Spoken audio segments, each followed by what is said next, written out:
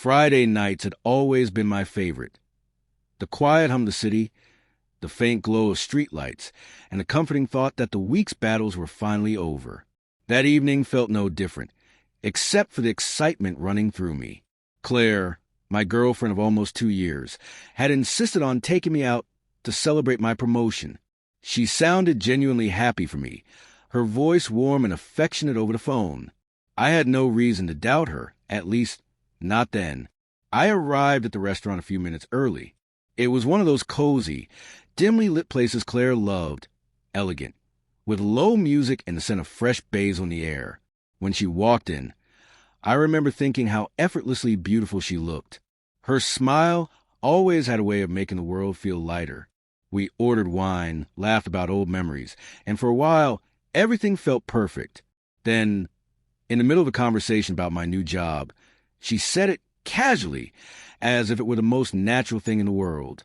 "Oh, by the way," she began, stirring her drink, "Ryan might join us tonight. You remember him, right? My ex." For a second, I thought she was joking, but her calm expression told me otherwise. My chest tightened, and I could feel the warmth drain from my face. I tried to smile, though it felt forced. Sure, if that's what you want," I managed to say. She reached across the table and touched my hand lightly. "I just want you to meet him, to show you that you have nothing to worry about." But somewhere deep inside, a quiet unease began to grow, one I couldn't quite explain. 15 minutes passed, though it felt longer. I tried to keep the conversation light, but my thoughts kept circling back to the same uneasy question. Why would she invite him here? Then the restaurant door opened, and I instantly knew it was him. Ryan had that kind of presence, tall, confident, with a smile that looked a little too self-assured. Claire's eyes lit up the moment she saw him. She waved, her voice suddenly brighter. "Ryan, over here." He walked over and greeted her with a warm hug, one that lingered just a heartbeat too long. When he finally turned to me, his handshake was firm, almost challenging. "So you're Ethan," he said, his tone polite but edged with something sharper. "I've heard a lot about you." "Good things, I hope," I replied, forcing a small laugh. He smiled, the kind of smile that doesn't quite reach the eyes. "Depends on who's telling the story." Claire laughed, as if he'd made a harmless joke. I tried to laugh too, but inside, a quiet irritation began to build. Throughout dinner, Ryan effortlessly dominated the conversation, bringing up old memories, shared vacations, and private jokes that made me feel like an outsider at my own table. Every time Claire laughed at something he said, I felt a small sting in my chest. I told myself to stay calm, to be mature, but it was already becoming clear. This dinner wasn't just a celebration. It was a test I hadn't agreed to take. As the dinner went on, the air around the table grew heavier, not because of silence, but because of the words hidden behind every smile. Ryan had a way of speaking that seemed innocent on the surface, yet every sentence carried a quiet sting. "So, Ethan," he began, swirling the wine in his glass, "Claire always said you're more the calm, logical type, not the jealous kind like me. Guess that makes you the better man, huh?" His voice dripped with mock humility. Claire giggled, not realizing, or pretending not to realize, how sharp his words really were. I gave him a polite smile. "I try to be," I said, though my jaw tightened. Ryan leaned back in his chair, his arm casually resting behind Claire's seat, too close for comfort. He started talking about their past, their favorite concerts, road trips, the songs they used to dance to. Claire seemed caught between nostalgia and awkwardness, her laughter occasionally faltering, though she didn't stop him. Every time he said, "Remember when..." A new wall built itself between Claire and me. I sat there, smiling when expected, nodding when necessary, but inside, something was breaking. I felt like a stranger watching his own relationship unravel, one polite laugh at a time. Claire noticed my silence and touched my arm gently. "Hey, don't be so quiet. You're not jealous, are you?" she teased playfully. I forced another smile, but my voice came out low and distant. "Of course not." Ryan smirked. "Good man. Jealousy ruins everything." But as he lifted his glass toward me in a mock toast, I realized the irony. Jealousy hadn't ruined anything yet. Manipulation had just begun to do its work. While Ryan talked, my mind began to drift, not out of boredom, but out of quiet realization. His words were unlocking memories I tried to dismiss before. I remembered the first time Claire mentioned Ryan's name. It was months ago, late at night, when she received a message and quickly flipped her phone face down. I hadn't thought much of it then. When I'd asked who it was, she'd said, "Oh, just Ryan. We're still friends." Nothing weird, I promise. Her tone had been casual, light. I'd believed her. Then there were the little things, her sudden smiles at her phone, her stories that sometimes didn't match the timeline, the way she got defensive whenever I asked innocent questions. Each incident seemed too small to argue over, so I'd buried my doubts under the blanket of trust. But now, as I watched them exchange glances across the table, those buried doubts began to surface, sharp and clear. Ryan laughed about something, and Claire leaned closer to him, brushing her hair behind her ear, a habit I'd once thought she did only with me. For the first time, I wondered if I'd been too blind, if my love for her had made me willingly ignore the truth staring right at me. And though I smiled and nodded, a quiet chill ran through me. Deep down, I knew something about this dinner was not just uncomfortable. It was deliberate. The waiter arrived with our entrees, breaking the tension for a brief moment. Plates clinked softly, candles flickered, and yet the air between us felt unbearably tight. Ryan's confidence had grown bolder with every sip of wine. He leaned forward, smiling, as if we were three old friends sharing a harmless conversation. But every question he asked carried a blade beneath it. "So, Ethan," he began, cutting into a steak, "what do you do again?" "Claire mentioned you got promoted." "That's great, man. What's the salary range or something like that?" The question hit, like a slap, casual in tone, cruel in intent. Claire laughed awkwardly, brushing it off. "Ryan, don't embarrass him." But he just grinned. "Oh, come on, I'm just curious. You know me, always a competitive type." I forced a tight smile. "It's enough to get by," I said simply. He nodded slowly, smirking. "Good for you."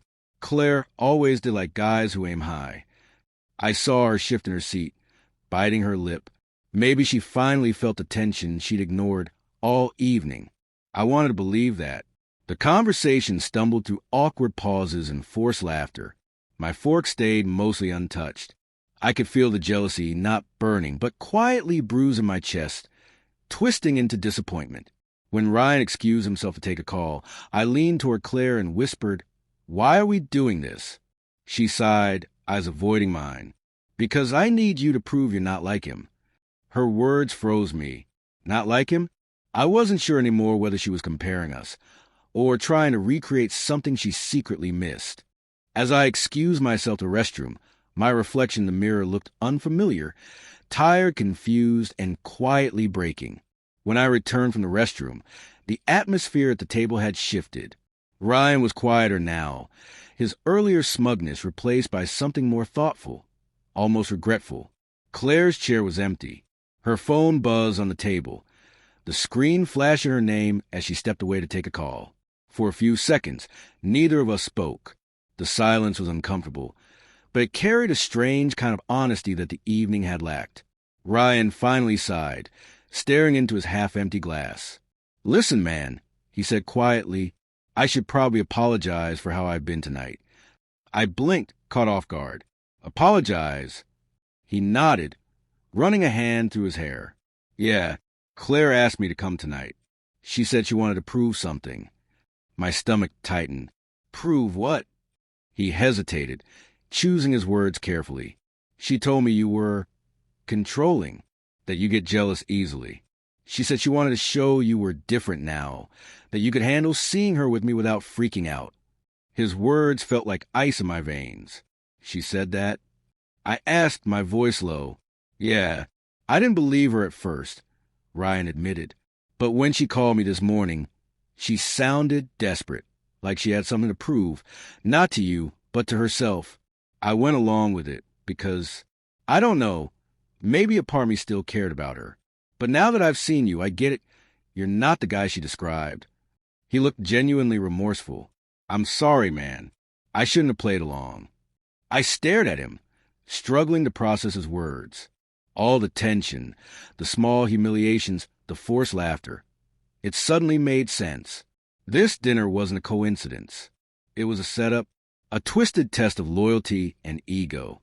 When Claire returned, cheerful and oblivious, Ryan's eyes met mine.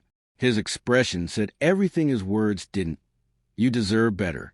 And for the first time that night, I stopped feeling jealous. I just felt tired. Claire returned to the table with a bright smile, as if nothing in the world was wrong. Sorry about that, she said, sliding back into her seat. Just a quick work call. Ryan shifted uncomfortably, glancing at me before lowering his gaze. The silence that followed was heavy, thick with everything left unsaid. I leaned back, my heart pounding, my voice steady but cold. Claire, can I ask you something? She looked up, surprised by my tone. Of course. Why did you really invite Ryan here tonight? Her smile faltered. I already told you. I wanted you two to meet. I thought it would help you feel more comfortable. Ryan let out a quiet sigh, rubbing the back of his neck.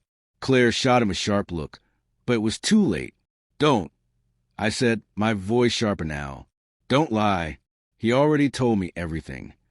Her face drained of color. Everything. I nodded slowly. That you wanted to prove I wasn't jealous. That you told him I was controlling. For a moment, she was speechless. Then she tried to recover, forcing a shaky laugh. Oh, come on, Ethan. It wasn't like that. It was just a little test.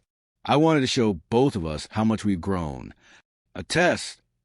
I repeated, bitterness rising in my throat. You humiliated me in front of your ex just to make a point? She reached for my hand, but I pulled away. Her eyes glistened with guilt, yet something stubborn lingered behind them. Pride, maybe, or denial. You're overreacting, she whispered.